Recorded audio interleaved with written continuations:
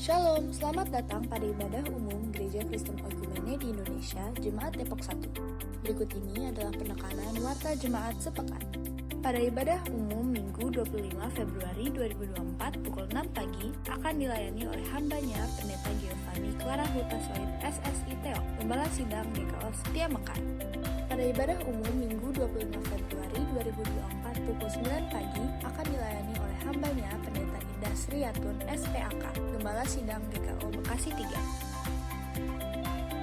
Ibadah sekolah minggu akan dilaksanakan pada Minggu 25 Februari 2024 pukul 7.30 WIB. Persiapan pengasuh sekolah minggu akan dilaksanakan pada Minggu 25 Februari 2024 pukul 11.00 WIB. Bagi adik-adik sekolah minggu yang ingin mendapatkan nilai agama, silakan memperhatikan beberapa hal berikut ini.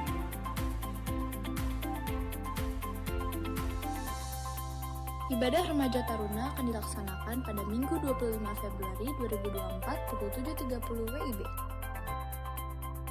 Pendalaman Alkitab Pengajaran TAR akan dilaksanakan pada Selasa 27 Februari 2024 pukul 20.00 WIB. Silakan memperhatikan hal-hal berikut ini untuk permintaan nilai agama Remtar. Chit Chat in Christ akan dilaksanakan pada Minggu 25 Februari 2024 pukul 16.00 WIB. Senam pagi akan dilaksanakan pada Sabtu 2 Maret 2024 pukul 7 pagi di halaman samping gereja bersama dengan Ibu Sri Wulandari.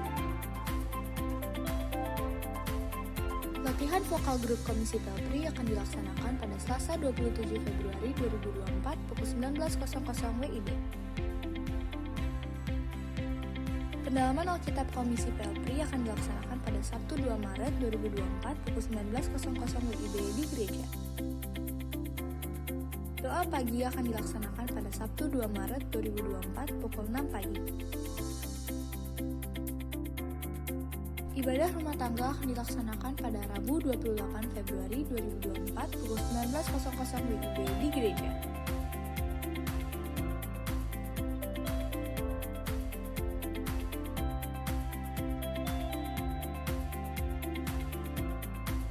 Pembinaan pranikah akan dilaksanakan pada Minggu 25 Februari 2024 pukul 18.00 WIB.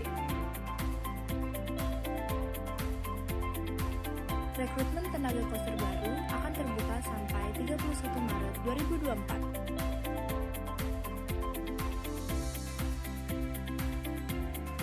Majelis dan jemaat mengucapkan selamat ulang tahun bagi jemaat yang berulang tahun pada 27 Februari sampai 3 Maret 2024. Tuhan Yesus memberkati.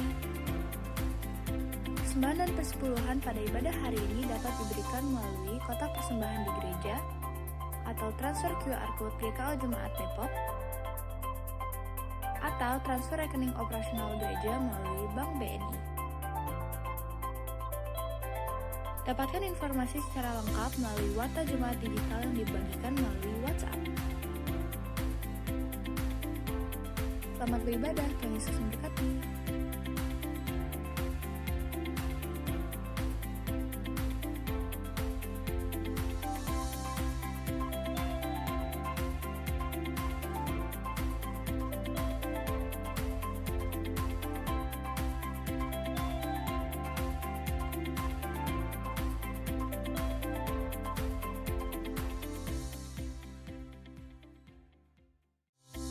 Shalom, selamat datang pada ibadah umum Gereja Kristen Oikumene di Indonesia, Jemaat Depok 1.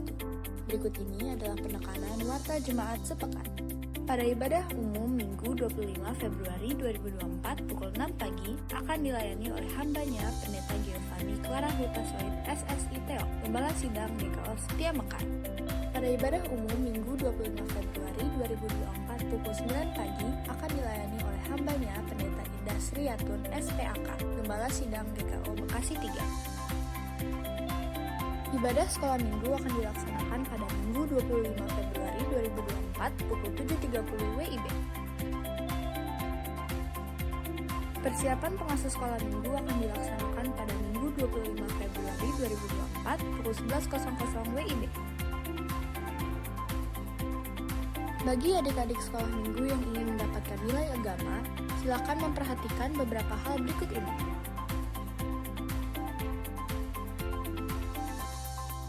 Ibadah remaja taruna akan dilaksanakan pada Minggu 25 Februari 2024 pukul 7.30 WIB. Pendalaman Alkitab Pengajar Antar akan dilaksanakan pada Selasa 27 Februari 2024 pukul 20.00 WIB. Silakan memperhatikan hal-hal berikut ini untuk permintaan nilai agama Remtar. Chit Chat in Christ akan dilaksanakan pada Minggu 25 Februari 2024 pukul 16.00 WIB.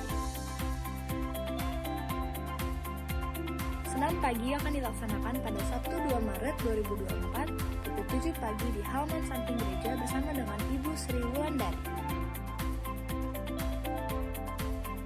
Latihan vokal grup Komisi Pelpri akan dilaksanakan pada Selasa 27 Februari 2024 pukul 19.00 WIB. Pendalaman Alkitab Komisi Pelpri akan dilaksanakan pada Sabtu 2 Maret 2024 pukul 19.00 WIB di gereja. Doa pagi akan dilaksanakan pada Sabtu 2 Maret 2024 pukul 6 pagi. Ibadah rumah tangga akan dilaksanakan pada Rabu 28 Februari 2024 pukul 19.00 WIB di gereja.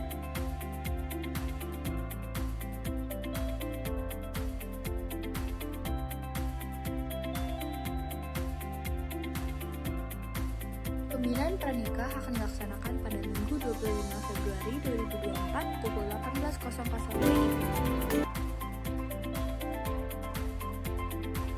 Rekrutmen tenaga koster baru akan terbuka sampai 31 Maret 2024. Majelis dan jemaat mengucapkan selamat ulang tahun bagi jemaat yang berulang tahun pada 27 Februari sampai 3 Maret 2024. Tuhan Yesus memberkati.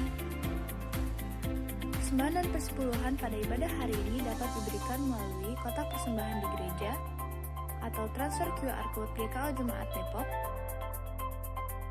atau transfer rekening operasional gereja melalui Bank BNI. Dapatkan informasi secara lengkap melalui Warta Jemaat Digital yang dibagikan melalui WhatsApp. Selamat beribadah, Tuhan Yesus memberkati.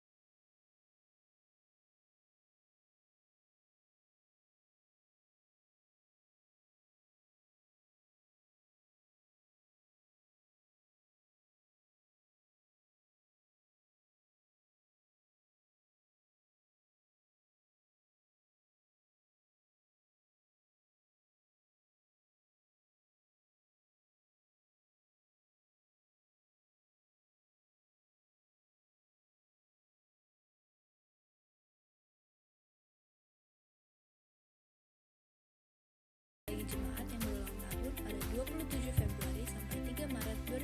Tuhan Yesus memberkati.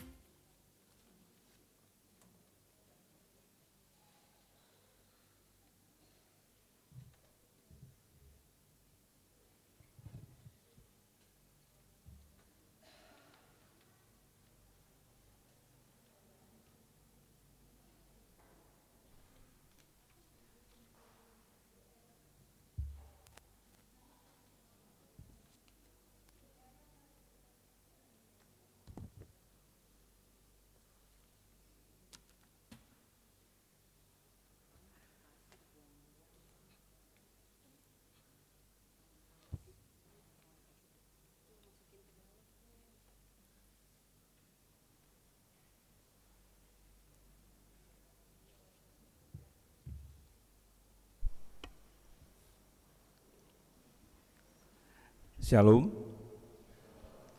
Selamat pagi Bapak-Bapak Ibu yang dikasihi Kristus.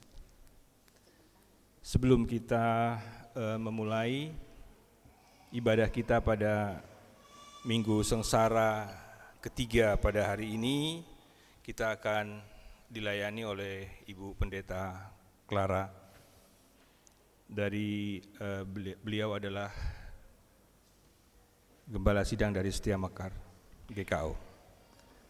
Yang kedua, Bapak Ibu, di dalam ibadah kita pada hari ini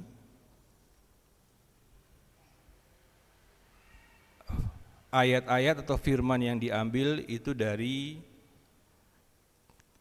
terjemahan baru yang kedua.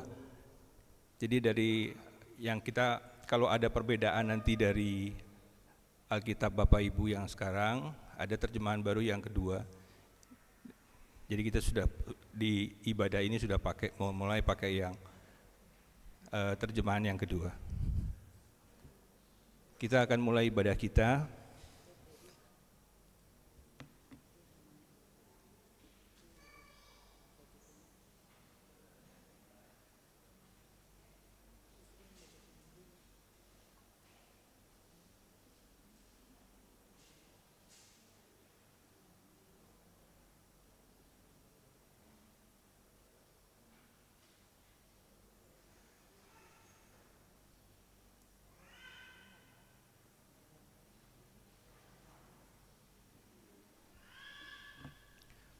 Bapak Ibu yang dikasihi Kristus, kita akan mulai ibadah kita.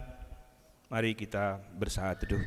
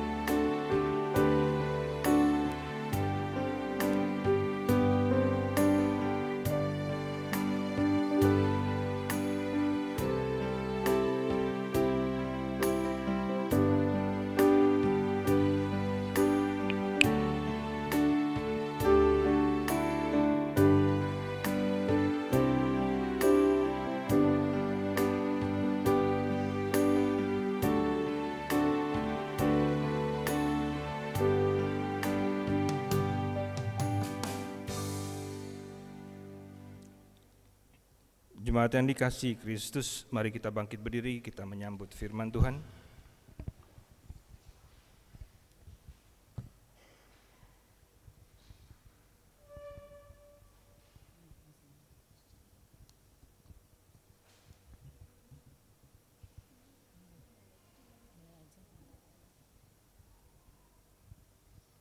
Akan tetapi, Dia tertikam karena pemberontakan kita, Dia diremukkan karena kejahatan kita, hajaran yang mendatangkan damai sejahtera bagi kita ditimpakannya kepadanya, dan karena bilur-bilurnya kita disembuhkan.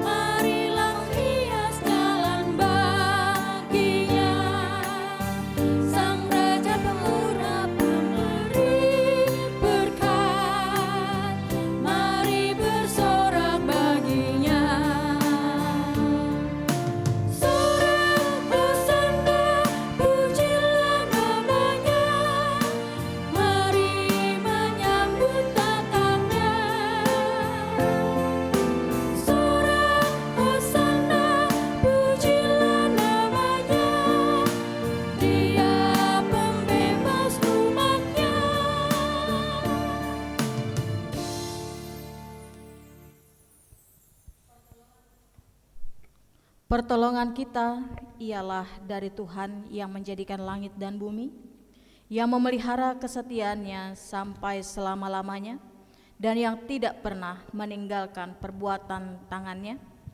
Ibadah Minggu Sengsara ketiga saat ini kiranya jadi hanya dalam nama Allah Bapa, Putra, dan Roh Kudus.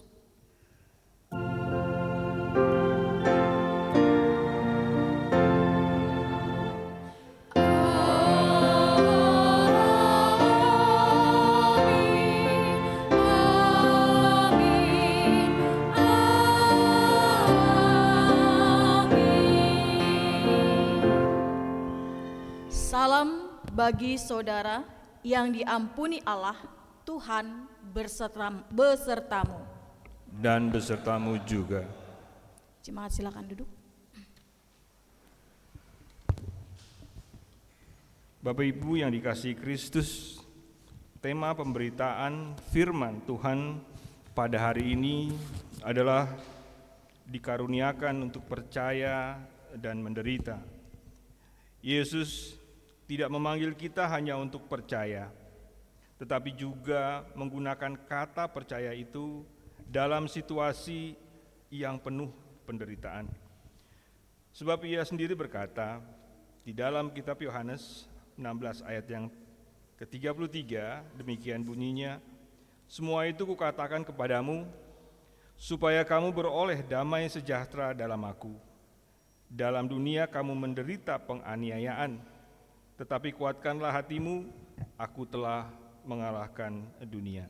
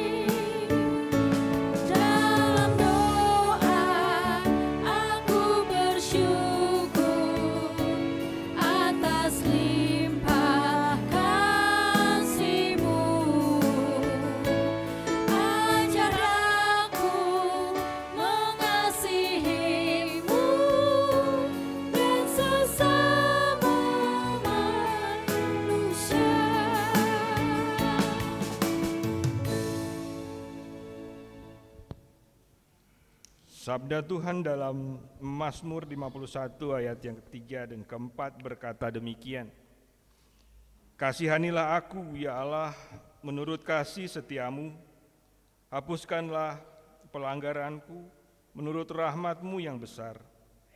Bersihkanlah aku seluruhnya dari kesalahanku dan dari dosaku, tahirkanlah aku." Berdasarkan firman Tuhan tersebut, marilah kita merendahkan diri dan mengaku dosa kita di hadapan Allah dan di tengah kehadiran kita bersama. Ya Bapa yang Maha Kudus dan yang penuh pengasihan, kami mengaku kepadamu seperti kami mengaku satu kepada yang lain bahwa kami telah bersalah, baik dalam pikiran, perkataan, dan perbuatan, maupun dalam kegagalan kami untuk berbuat baik.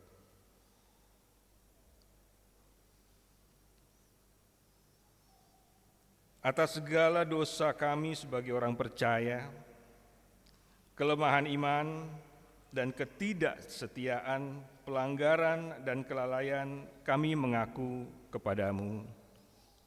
Tuhan, kasihanilah kami. atas segala dosa kami sebagai jemaat-Mu yang telah Kau kuduskan di dunia ini, salah paham dan kepudaran pengharapan, pementingan diri dan perselisihan, kami mengaku kepadamu. Tuhan, kasihanilah kami. Atas segala dosa kami sebagai gereja yang telah Kau utus ke dalam dunia ini, ketidaksetiaan dan ketertutupan, ketidakjelasan dalam kesaksian, kami mengaku kepadamu. Tuhan, kasihanilah kami. Berilah kami pengampunan dan damai sejahtera ya Bapa. Bebaskanlah kami dari dosa kami dan baharuilah hidup kami dalam Yesus Kristus, Juru Selamat dunia. Amin.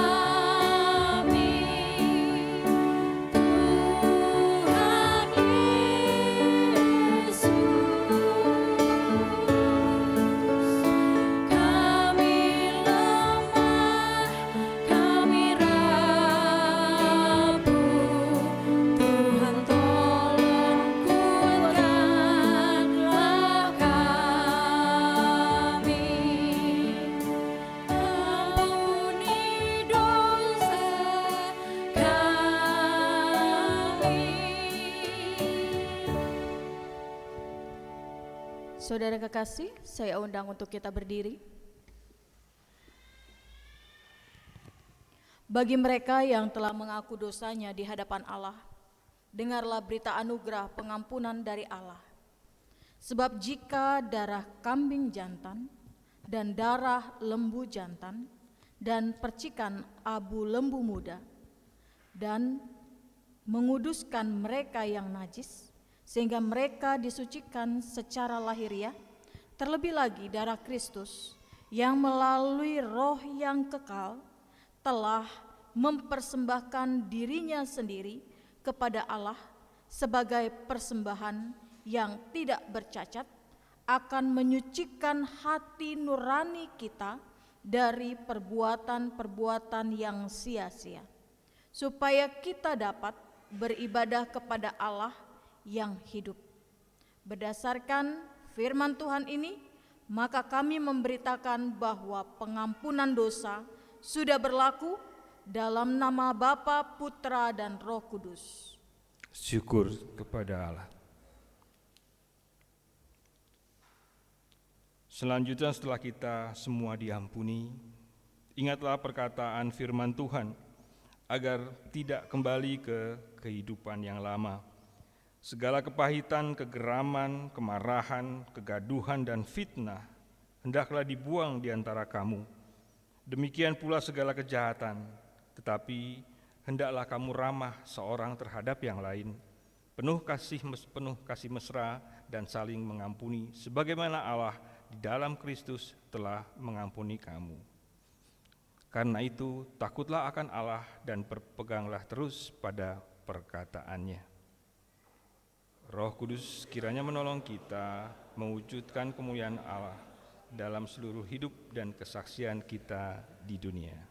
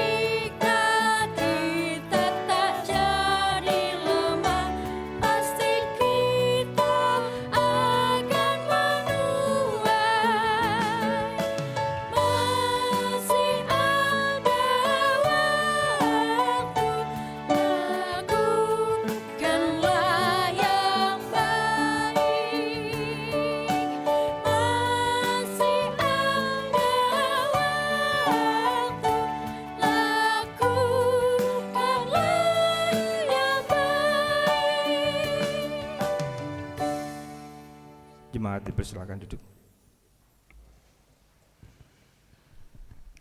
Saudaraku terkasih, mari kita persiapkan hati kita untuk merenungkan firman Tuhan. Kita bernyanyi bersama dari nyanyian Kidung Kesan 353 bait 1 dan 2.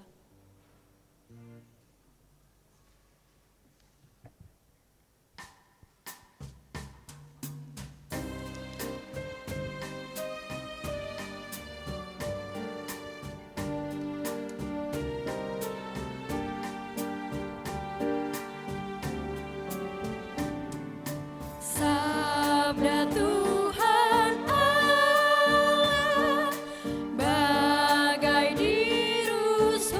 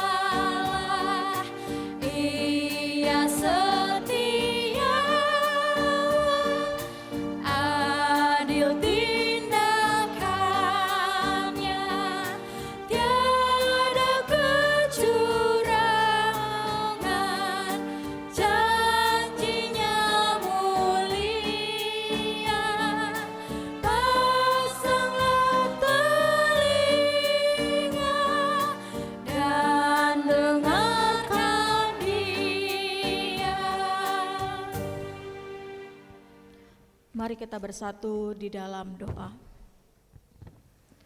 Allah Bapa yang Maha Kasih, terpujilah Engkau. Pagi hari ini kami bersyukur Tuhan mengaruniakan kami nafas dan kehidupan yang baru, yang boleh kami nikmati, yang boleh kami jalani hari ini. Biarlah ketika kami menjalani hari ini, kami mau mendasarkannya dengan kebenaran firman Tuhan terlebih dahulu, sehingga ke dalam kehidupan kami, setiap langkah, tutur kata, dan hidup kami benar-benar dapat mewujudkan kemuliaan Allah yang Tuhan tunjukkan melalui kebenaran firman Tuhan yang boleh kami baca dan renungkan bersama. Biarlah di dalam hati kami ada Roh Kudus, Roh Tuhan, Roh kebenaran yang akan memimpin kami untuk hidup dan tahu akan kebenaran firman Tuhan.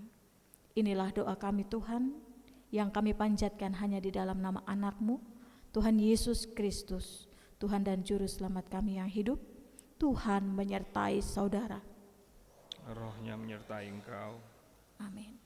Saudaraku, mari kita membuka Alkitab dari kitab Filipi 1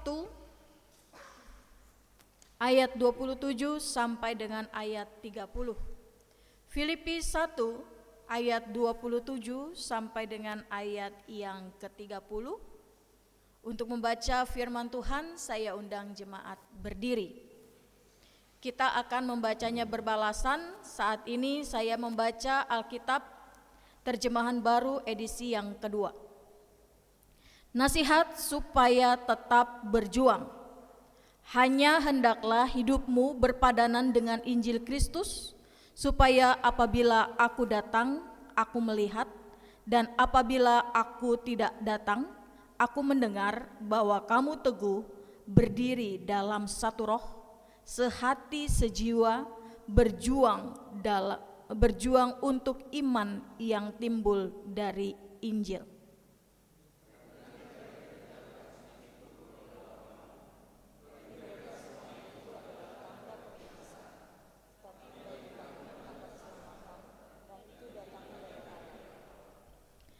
Sebab kepada kamu dikaruniakan bukan saja untuk percaya kepada Kristus, melainkan juga untuk menderita bagi Dia.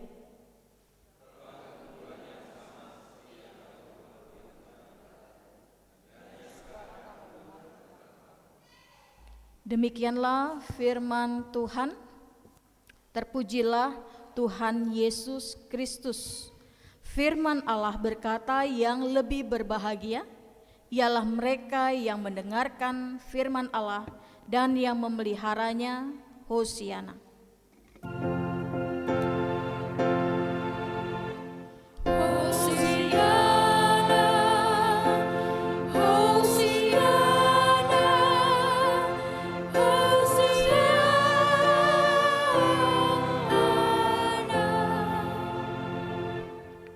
Jemaat silakan duduk.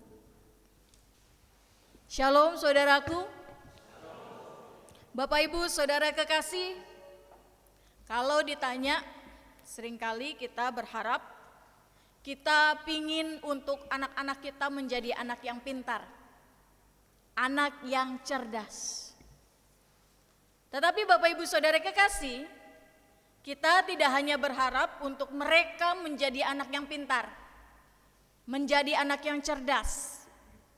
Karena seringkali kita melihat bahwa ada anak yang kayaknya waktu sekolah biasa-biasa saja, tapi ketika dia mulai bekerja, wow, pekerjaannya itu dilakukan dengan baik, bahkan dia mendapatkan kesuksesan. Orang mengatakan ada faktor keberuntungan. Seringkali orang katakan orang pintar kalah dengan orang beruntung. Bapak Ibu saudara kekasih, kalau saya berharap kita memiliki keduanya. Memiliki kecerdasan tapi juga memiliki keberuntungan. Kalau saya merasa saya dan saudara ini adalah orang yang beruntung.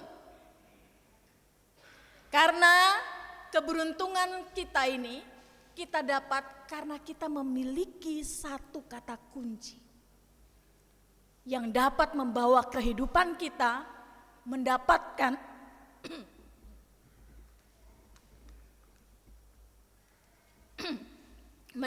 keberuntungan sejati. Kata kunci kita adalah Yesus Kristus. Itulah yang menjadi sumber keberuntungan kita. Yesus yang turun ke dalam dunia ini, dia menunjukkan jalan, dia menunjukkan arah, dia menunjukkan apa yang harus kita lakukan sepanjang dalam kehidupan kita di dalam dunia ini.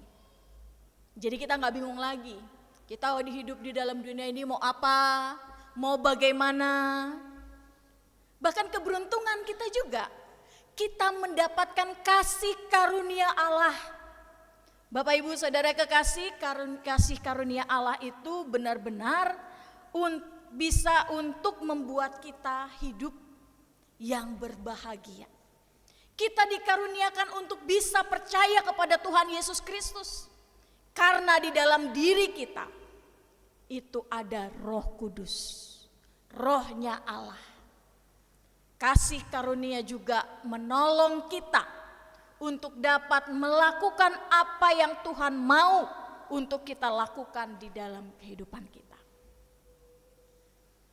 Pokoknya ikut Kristus itu enak. Tetapi bukan cuman enak. Kita sedang dipersiapkan. Kita sedang dilatih untuk menjadi pribadi yang semakin hari semakin lebih baik. Semakin hari menunjukkan kualitas hidup yang berpadanan dengan Kristus. Kita punya tanggung jawab Bapak Ibu Saudara kekasih di dalam kehidupan kita ini. Apa tanggung jawab kita? Yuk kita lihat dalam ayat 27. Hanya hendaklah hidupmu berpadanan dengan Injil Kristus, supaya apabila aku datang, aku melihat. Apabila aku tidak datang, aku mendengar.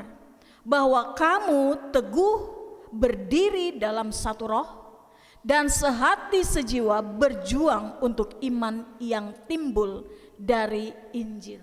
Saya melihat di sini kehidupan kita itu memiliki 3 tanggung jawab. Pertama, hidup kita itu berpadanan dengan Injil Kristus. Bapak Ibu Saudara kekasih, kalau saya melihat kata berpadanan di sini, artinya memang tidak benar-benar sama persis, tetapi dia dapat berjalan seiringan. Berpadanan artinya tidak bertentangan sekaligus, tetapi berpadanan terus dapat berjalan beriringan. Bapak Ibu Saudara kekasih, manusia memang tidak ada yang sempurna. Semua manusia gak ada yang bisa melakukan seluruh apa yang menjadi perkataan Tuhan Yesus Kristus ataupun yang tertulis dalam Alkitab seluruhnya 100%. Tetapi setidaknya kita melakukan sebanyak-banyaknya, sebisa-bisanya. Kehidupan kita boleh berpadanan dengan Injil Kristus. Ini yang seringkali menjadi PR di dalam kehidupan orang Kristen. Karena kehidupan orang Kristen seringkali tidak hanya kehidupan yang diliputi oleh Roh Kudus, tetapi seringkali kedagingan ikut-ikutan hidup di dalam kehidupan orang Kristen. Sehingga seringkali yang muncul itu bukannya apa yang menjadi kehendak Roh Kudus, tetapi seringkali yang muncul adalah kehendak kedagingan. Nah, kehendak kedagingan inilah Bapak Ibu Saudara kekasih yang seringkali membuat kita jatuh ke dalam dosa. Seringkali membuat kita tidak lagi mengenal kebenaran, tapi hidup terus-menerus ikut-ikutan di dalam dosa. Mulai saat ini kita mau berkata kepada hidup kita sendiri, bagaimana hidup kita berpadanan dengan Injil Kristus. Bagaimana caranya? Salah satunya adalah baca dan lakukan. Bagaimana kita bisa tahu gaya hidup yang berpadanan dengan Injil Kristus. Kalau kita tidak pernah membaca apa yang menjadi perkataan Injil Kristus, banyak pekabar-pekabar di dalam dunia ini. Tetapi setiap kita merenungkan firman Tuhan, setiap kita mendengarkan khotbah, dimanapun, apapun, yang harus kita lakukan adalah kita kembali kepada sumbernya. Membaca firman Tuhan secara utuh. Bapak Ibu Saudara kekasih, mendengar khotbah itu bagus. Tapi jangan lupa, tetap baca firman Tuhannya. Supaya kalau ada kekeliruan di dalam pelayan-pelayan firman ataupun pembicara-pembicara, kita tetap dapat hidup sesuai apa yang dikatakan Injil Kristus. Inilah yang menjadi tanggung jawab kita. Bagaimana kehidupan kita itu berpadanan dengan Injil Kristus. Salah satu contoh kehidupan yang berpadanan dengan Injil Kristus adalah bagaimana kita di dalam kehidupan persekutuan.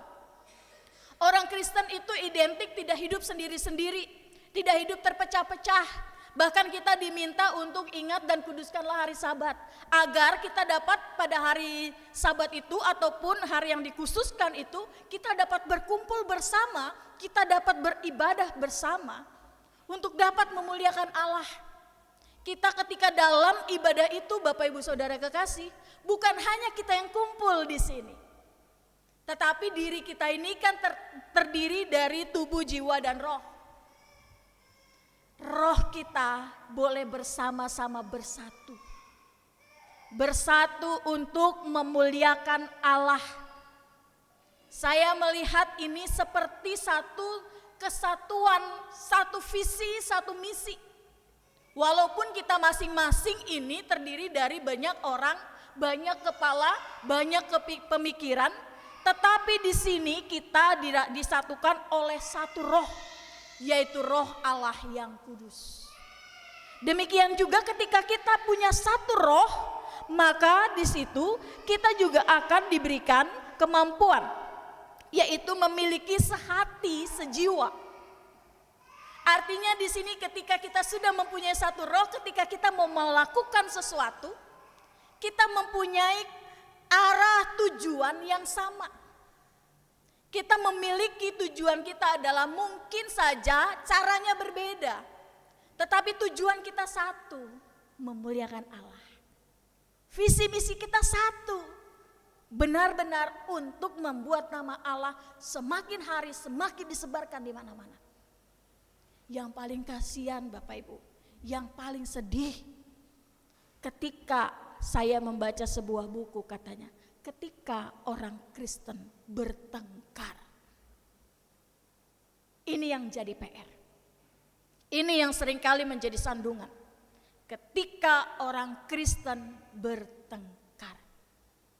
Bapak Ibu Saudara kekasih, mengapa orang Kristen bisa bertengkar? Katanya hidup dalam satu persekutuan, satu roh. Punya visi misi yang sama, tujuan yang sama. Mengapa bisa bertengkar? Karena ketika dia hidup di dalam satu roh itu, dia masih terus mengembangkan kedagingan.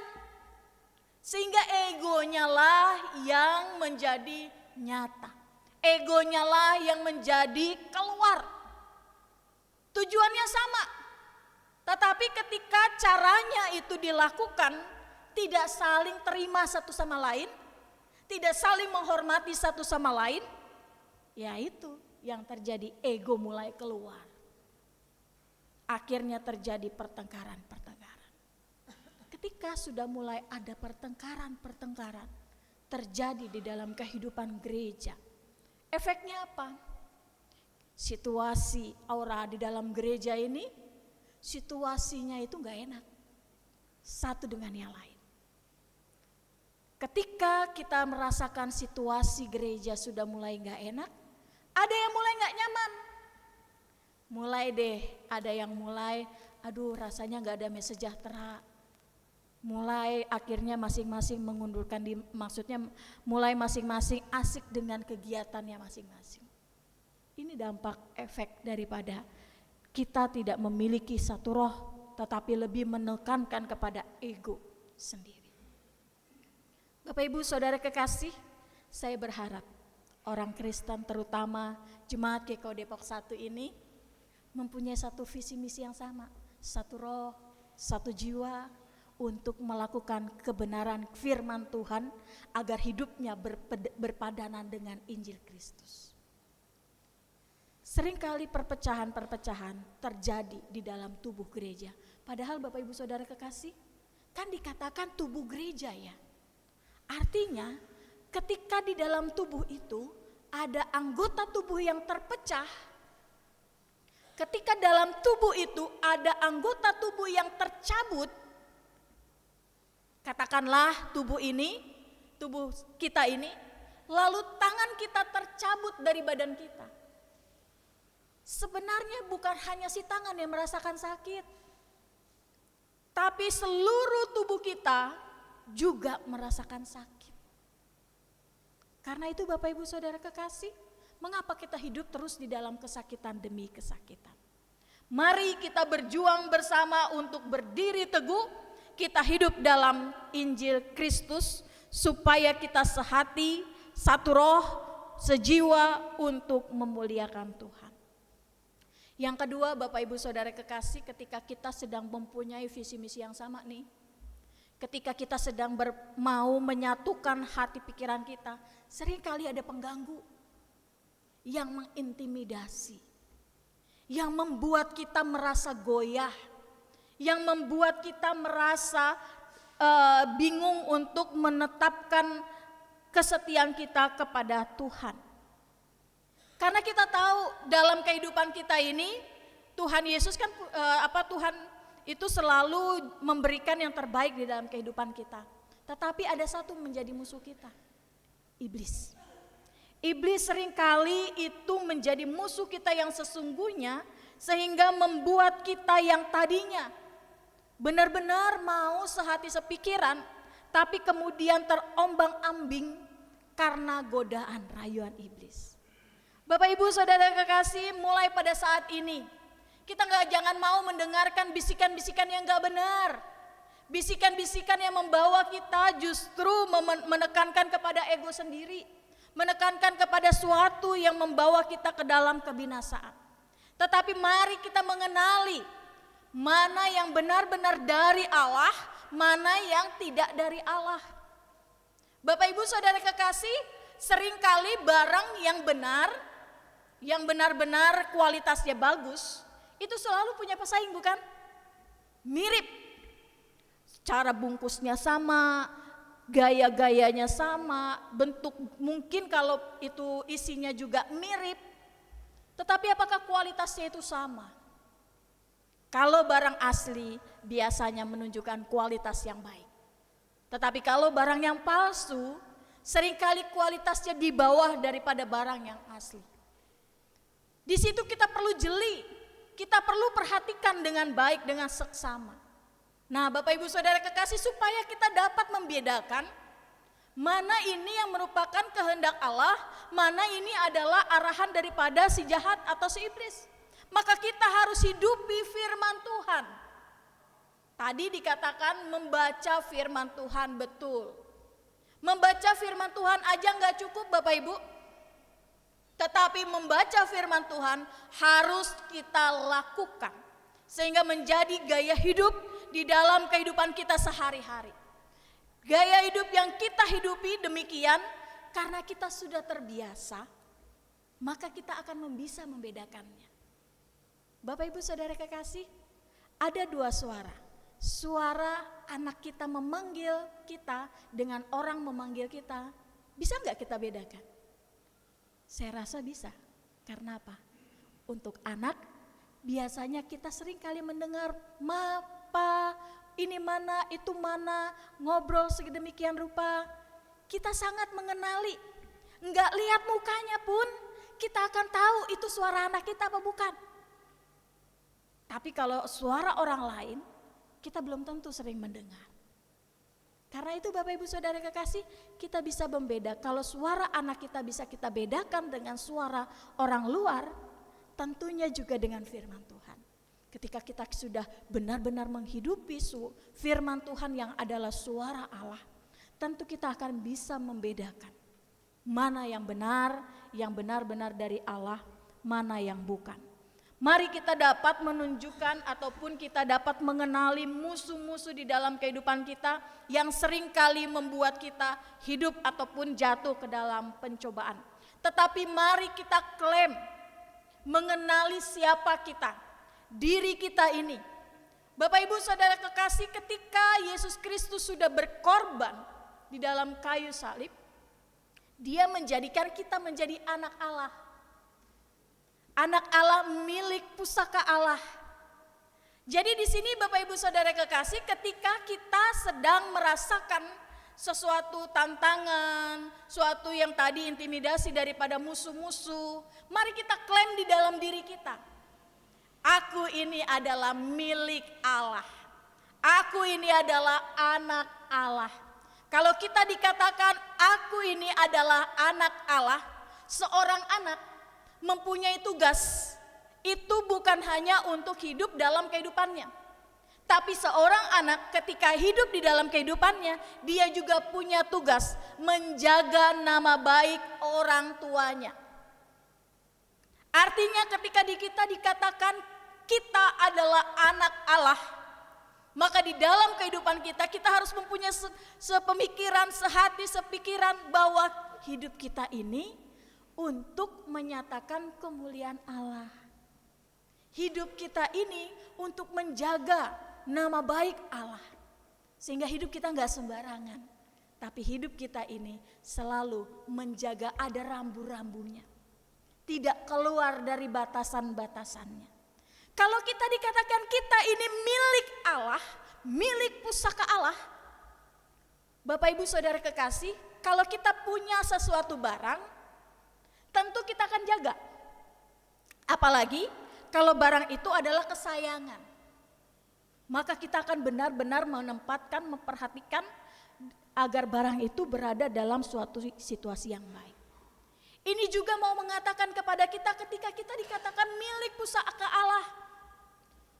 Ketika kita sudah mulai dapat intimidasi dari berbagai macam pihak, musuh-musuh yang menyerang kita, kita katakan, aku ini milik pusaka Allah. Artinya di situ kita mau mengklaim diri kita bahwa kita ini akan ada di dalam perlindungan kasih sayang daripada Allah. Kita ini akan ada dalam perhatiannya Allah. Karena kita ini adalah miliknya Allah. Jadi jangan mau Bapak Ibu Saudara kekasih, kita diintimidasi sama pihak-pihak luar yang tidak bertanggung jawab. Tapi mari kita katakan di dalam kehidupan kita kenal musuh kita siapa, kita kenal siapa hakikat diri kita. Poin yang selanjutnya, yang menjadi perenungan kita bersama adalah, tadi memang dikatakan bahwa kita diberikan kehidupan punya tanggung jawab, bagaimana menjalankan tugas. Lalu kita dikatakan bagaimana kehidupan kita ini tidak diintimidasi, tapi faktanya, seringkali kita mengalami, orang Kristen mengalami penderitaan demi penderitaan, tantangan demi tantangan. Bapak Ibu Saudara kekasih, kita diajar sebagai orang Kristen bagaimana caranya memandang suatu tantangan, yaitu berupa penderitaan. Penderitaan diizinkan oleh Allah untuk membuat kita semakin hari semakin bertekun, semakin hari semakin mempercayakan hidup kepada Tuhan. Tapi ketika kita hidup di dalam penderitaan itu, seringkali kita merasakan ketertekanan. Kita merasakan kesulitan yang luar biasa. Bapak Ibu Saudara kekasih, belajar soal penderitaan itu tokohnya yang paling bisa kita pelajari adalah Paulus. Bagaimana ketika dia memberitakan Injil, tantangan yang dihadapi luar biasa.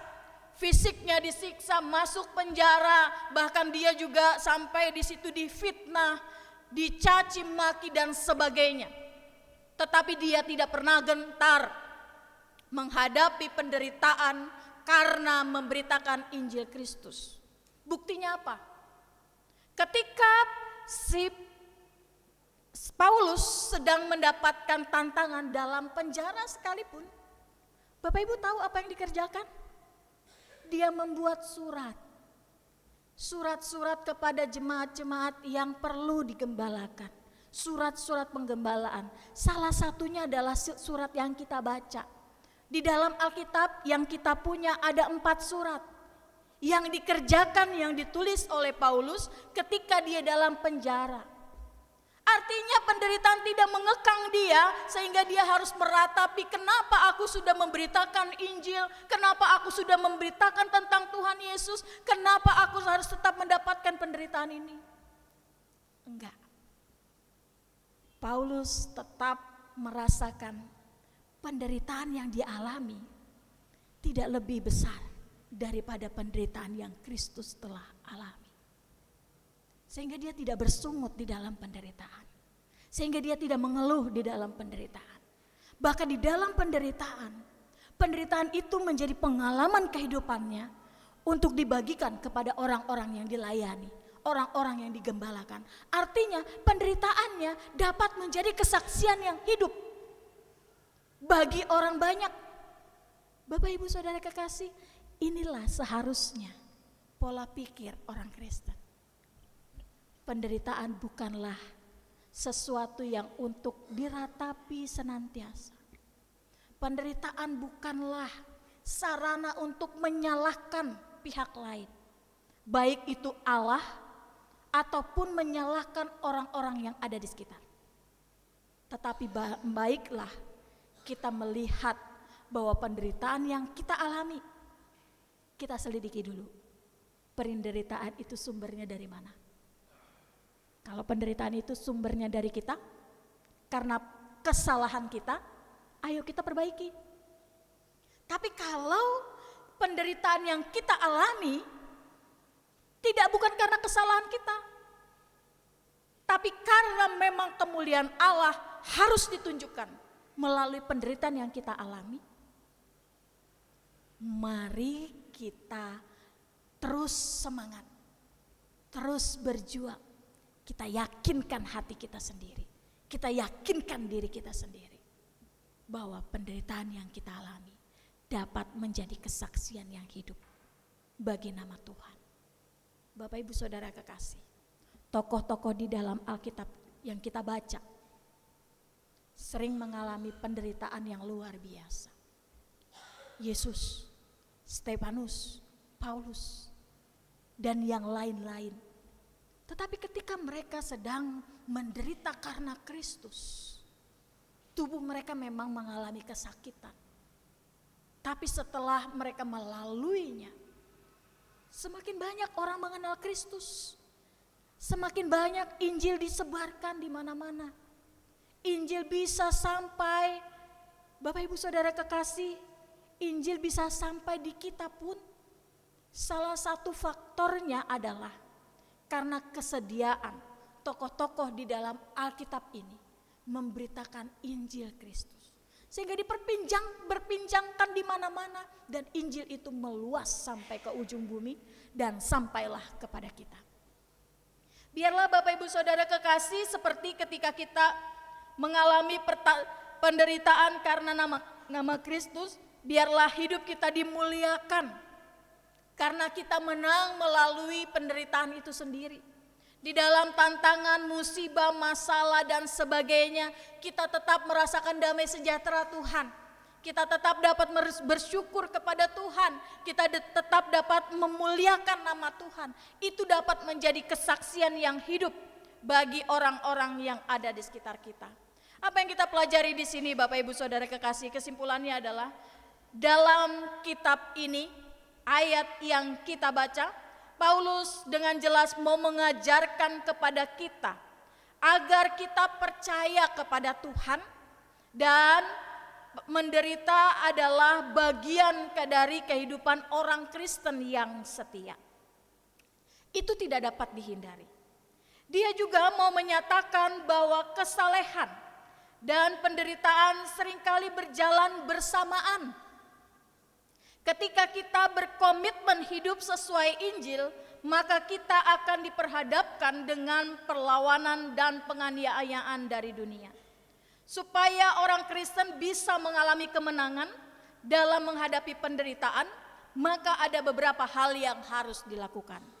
Poin-poinnya yaitu tadi, tetap berdiri teguh di dalam iman kepada Kristus, dalam menjalankan tanggung jawab sebagai orang percaya. Kedua, tidak menyerah terhadap semua tekanan atau penderitaan yang mencoba mengintimidasi kita.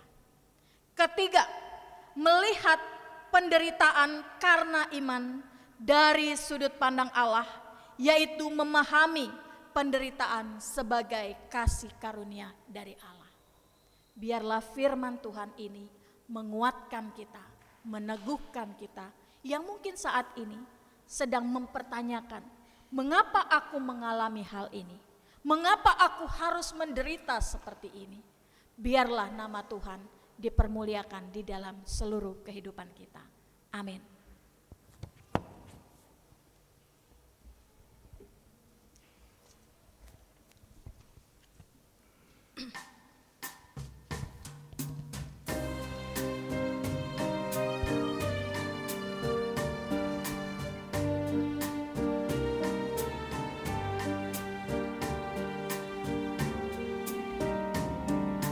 Padang gurun dunia, tandus kegersangan, hidup tanpa Tuhan, tiada ketentraman, hanya pada Tuhan ada pengharapan.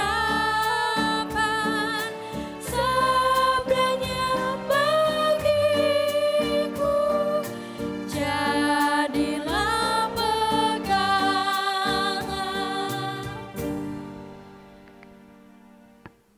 Bapak Ibu yang dikasihi Tuhan, marilah kita bangkit berdiri.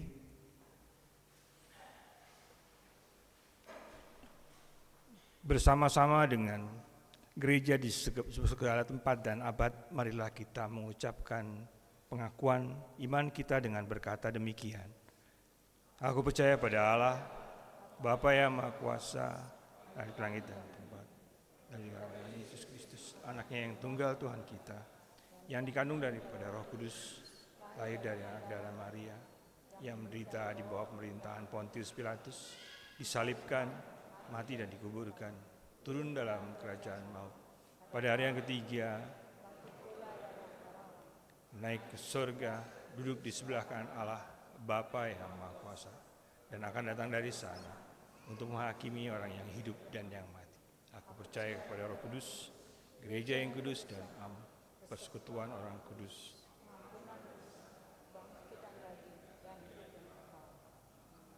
Jemaat dipersilahkan duduk.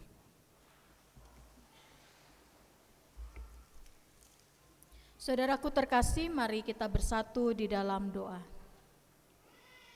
Ya Allah Bapa yang Maha Kasih, terima kasih untuk kebenaran firman Tuhan yang sudah kami baca, yang sudah kami renungkan bersama.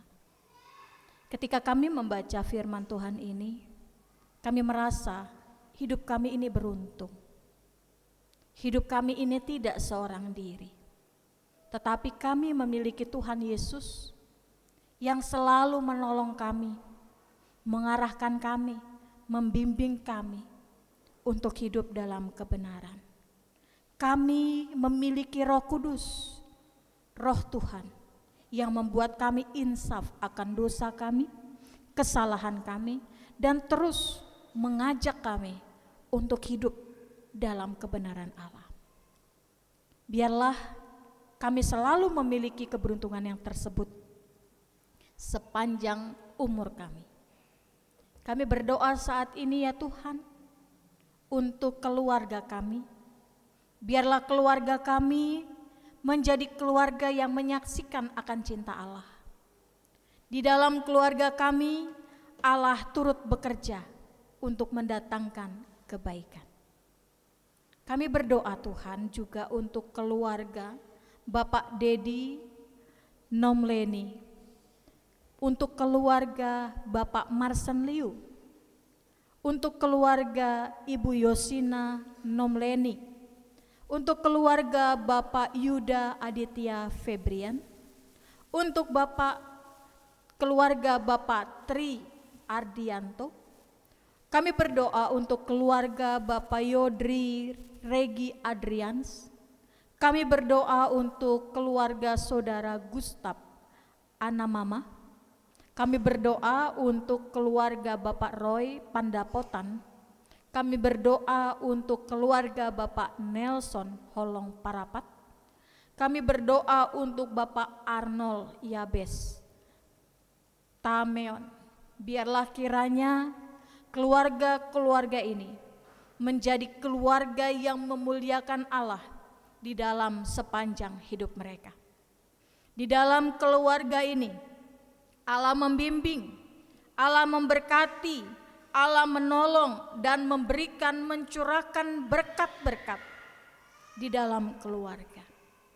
Jika saat ini keluarga sedang merasakan menggumuli sesuatu, biarlah Tuhan Engkau menolong mereka, menjawab seru doa mereka. Jika keluarga sedang mengalami tantangan di dalam kehidupan, Tuhan mampukan mereka untuk teguh, bertahan, menghadapi setiap tantangan, bahkan menyelesaikan setiap tantangan tersebut dalam pimpinan Tuhan. Kami berdoa untuk seluruh kepala keluarga, biarlah Tuhan beri hikmat menjadi seorang pemimpin yang menyatakan kemuliaan Tuhan. Untuk seluruh ibu rumah tangga, diberikan Tuhan hikmat kebijaksanaan, dapat menjadi penolong yang terbaik bagi suami dan anak-anak. Bagi setiap anak-anak yang ada di dalam keluarga ini, biarlah kehidupan mereka, masa depan mereka, dan juga apa yang menjadi rencana mereka selalu mereka serahkan ke dalam tangan Tuhan. Mereka dapat menjadi anak Tuhan yang mengasihi Tuhan dan membanggakan keluarganya. Kami berdoa Tuhan untuk gembala sidang bersama dengan keluarga, majelis bersama dengan keluarga, pengerja gereja bersama dengan keluarga. Orang-orang yang setelah menyiapkan hati mereka, diri mereka, keluarga mereka untuk melayani Tuhan ini terus Tuhan. Tuhan bimbing mereka hari lepas hari. Biarlah makin hari Tuhan perlengkapi dalam aktivitas pelayanan agar sehati sepikiran untuk benar-benar menyatakan kemuliaan Tuhan bagi jemaat yang dilayani, yaitu GKO Depok 1. Berkati keluarga setiap pelayan Tuhan. Biarlah keluarga dapat menjadi penopang, penolong dalam kehidupan para pelayan Tuhan. Kami berdoa buat setiap anak-anak Tuhan yang mencari pekerjaan atau yang sedang mencari pasangan hidup. Tuhan, biarlah kiranya Engkau memberikan pekerjaan yang tepat, pasangan hidup yang dapat menolong anak-anak Tuhan semakin mengenal Tuhan, semakin lebih baik lagi.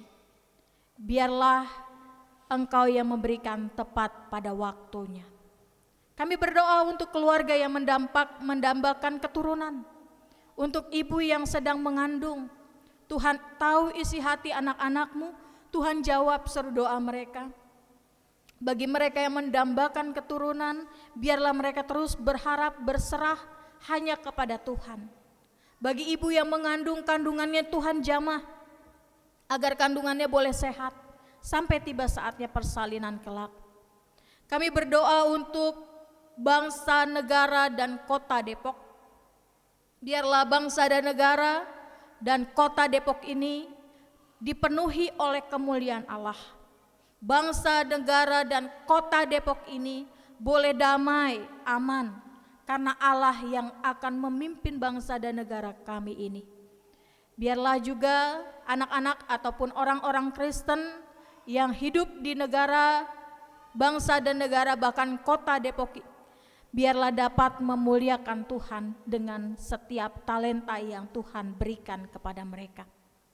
Kami berdoa untuk jemaat ataupun orang-orang yang sakit, yaitu untuk Ibu Lemina Turnip Sihaloho, Ibu Josina Mairuhu, Ibu Novi Alex, Ibu Yuliana Siwu, Ibu Yohana Yulianti, untuk Ibu Fransina Mairuhu, Ibu Supartina Makatipu, Ibu Maria Mutenah, Ibu Lasmalum Carolina Tindaun, untuk Ibu Farida Tumpal Borusiboya, untuk Ibu Tuti Pujias Trini, untuk Ibu Tri Handini, untuk Saudara Orlando Yohanes Pati, untuk Saudari Caturini Febrianti,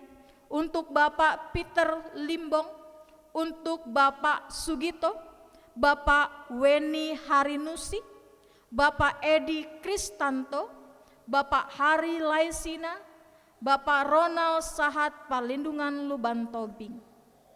Biarlah saudara-saudara kami ini yang sedang dalam kelemahan tubuh atau sedang dalam masa pemulihan, Tuhan menjamah, memberikan pertolongan yang terbaik, dan Tuhan memberikan rencana-rencana yang terbaik di dalam kehidupan mereka.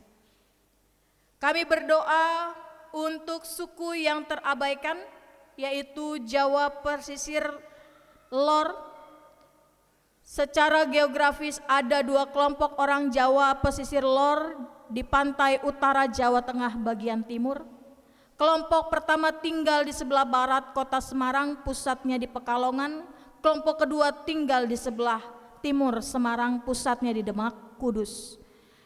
Orang Jawa Pesisir Lor bagian barat tinggal di lereng utara Pegunungan Slamet, Dieng sampai ke Laut Jawa, dari Kendal sampai Brebes. Orang pesisir Lor bagian timur tinggal di lereng Pegunungan Kapur Utara, dari Demak sampai Tuban. Kebanyakan orang Jawa yang tinggal di Semarang adalah pendatang dari suku Jawa dan lainnya. Biarlah kiranya Tuhan, kami doakan agar kuasa Tuhan mengubah cara pandang dan keyakinan mereka, sehingga mereka dapat membuka hati dan pikiran untuk mau mendengarkan Injil karya keselamatan dari Allah. Kami doakan untuk pelayanan yang sesuai dengan budaya dan bahasa orang Jawa Pesisir Lor, supaya pemberitaan Injil lebih mudah diterima dan menyentuh hati mereka. Kami berdoa untuk orang Jawa Pesisir Lor yang sudah percaya, agar Tuhan Yesus terus memelihara mereka, dan kami mendoakan untuk orang Jawa Pesisir Lor yang sudah menjadi hamba Tuhan, supaya terus dipakai Tuhan memenangkan jiwa-jiwa kepada Kristus. Kami berdoa Tuhan untuk jemaat yang berulang tahun, yaitu Bapak Heri Nurdin, Ibu Tiurma Boru Sitanggang, Fernando Theophilus Taneo, dan Ibu Nediana Bani, bahkan Ibu Ratna Juwita Purba. Saudara-saudara kami yang berulang tahun ini Tuhan, biarlah memasuki usia yang baru dengan keyakinan yang teguh. Tuhan akan bersama dengan mereka, Tuhan yang akan memimpin hidup mereka, Tuhan yang akan menolong memberkati keluarga mereka. Biarlah seluruh doa ini kami sampaikan, kami panjatkan di dalam nama anak-Mu, Tuhan Yesus Kristus, Tuhan dan Juru Selamat kami yang hidup, yang telah mengajar kami berdoa. Datanglah kerajaan.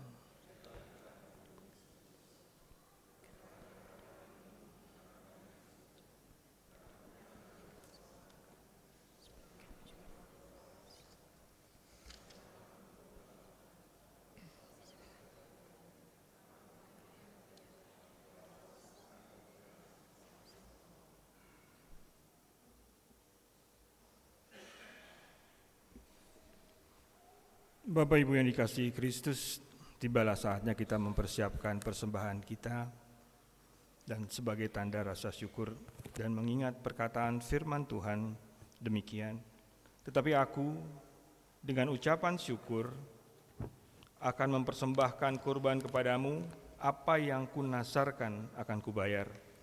Dari Tuhanlah keselamatan.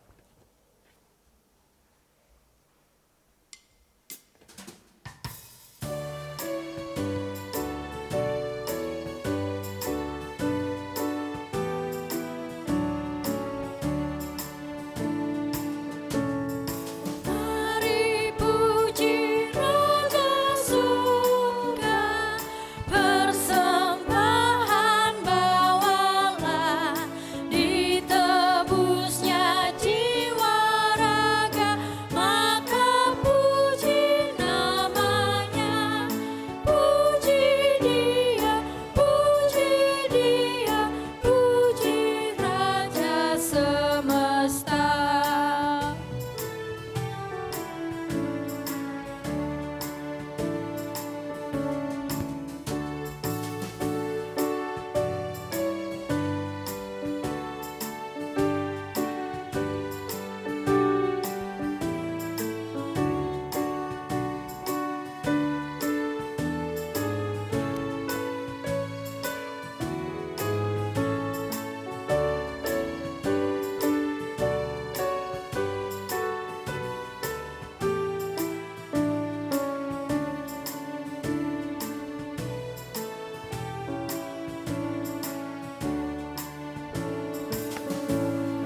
Puji yang kekal namanya, bagi umat dalam air, dulu kini selamanya, panjang sabar maha baik. Puji Dia yang setianya ajaib.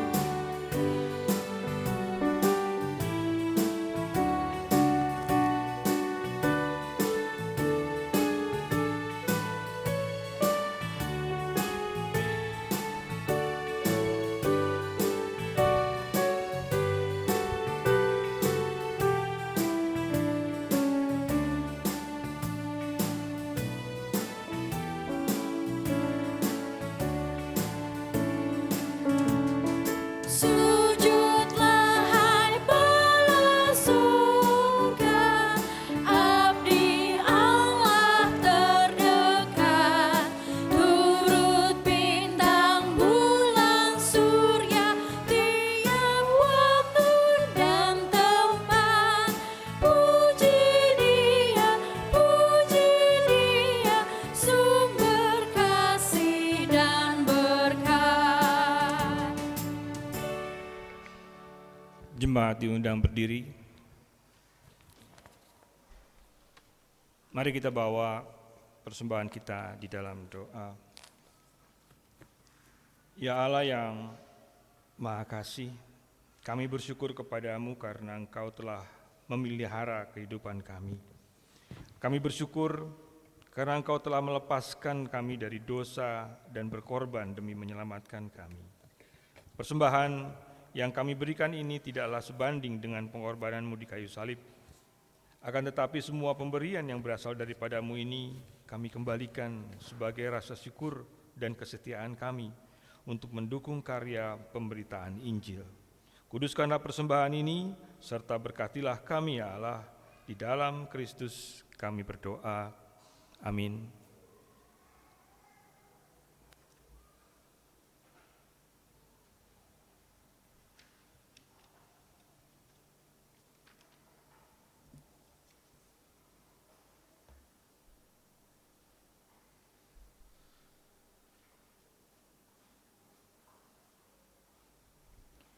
Minggu sengsara ketiga mengingatkan kita dipanggil bukan hanya percaya kepada Allah, tapi juga menderita bagi Allah.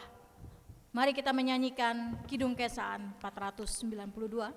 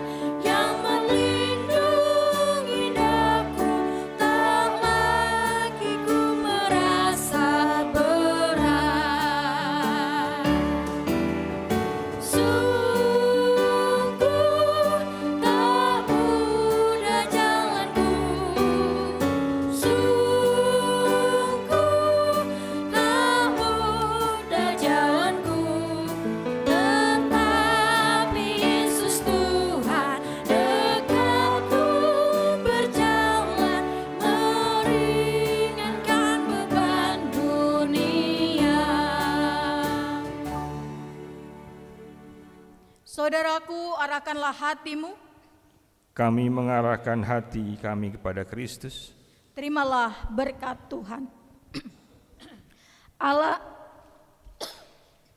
Allah sumber segala kasih karunia yang telah memanggil kamu dalam Kristus kepada kemuliaannya yang kekal, akan melengkapi, meneguhkan, menguatkan, mengokohkan kamu sesudah kamu menderita seketika lamanya.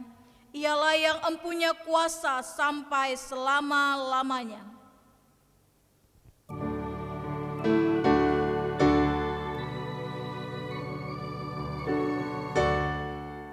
Haleluya, Hosiana, Hosiana, Hosiana, amin, amin, amin.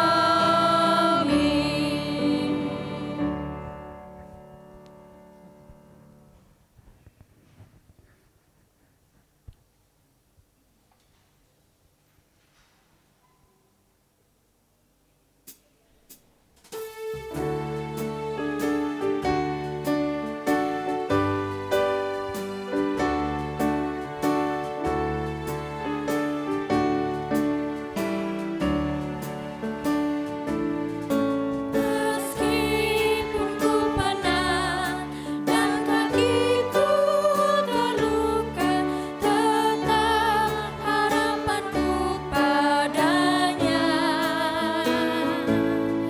Suatu hari kelak ku mengusul di sana, di rumah Bapa yang mulia. Sungguh tak mudah jalanku, sungguh tak mudah jalanku, tetapi Yesus Tuhan dekatku berjalan, meringankan beban dunia. Jemaat dipersilakan duduk, kita bersaat teduh.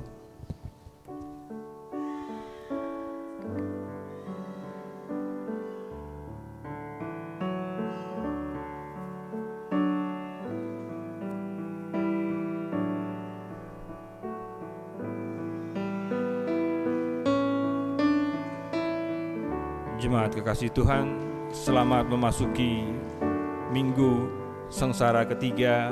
Tuhan Yesus memberkati.